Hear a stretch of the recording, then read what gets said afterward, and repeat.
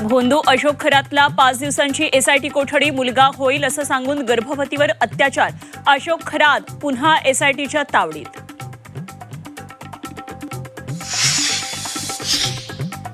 अशोक खरातच्या भोंदूपणाचा पर्दाफाश. स्वतःला मोठा आध्यात्मिक गुरु भासवणाऱ्या खरातला केवळ 4 मंत्र तोंडपाठ.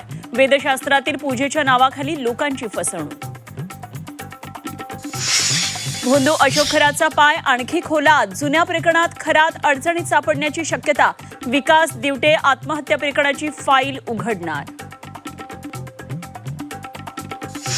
बारामतीत पोटनिवडणूक बिनविरोध नाहीच. काँग्रेसच्या माघारीनंतरही 23 उमेदवार रिंगणात. सुनेत्रा पवारांविरोधात अभिजित बिचुकले, करुणा मुंडेंसह 22 उमेदवार मैदानात.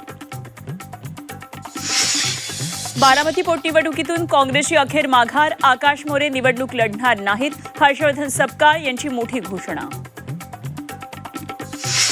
राहुरी पोटनिवडणुकीत माघारीनंतरही 7 उमेदवार मैदानात. भाजपच्या अक्षय कर्डिलेंना पवारांच्या राष्ट्रवादी वंचितसह 6 उमेदवारांचं आव्हान.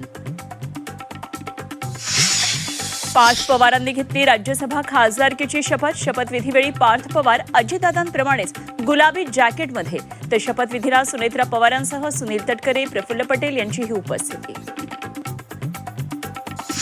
कुणाल कामरा प्रकरणात आज सुनावणी. स्टँडअप कॉमेडियन कुणाल कामरा विधानभवनात दाखल. गाणं बनवण्यामागे कामराचा नेमका काय हेतू होता हे आज स्पष्ट होण्याची शक्यता.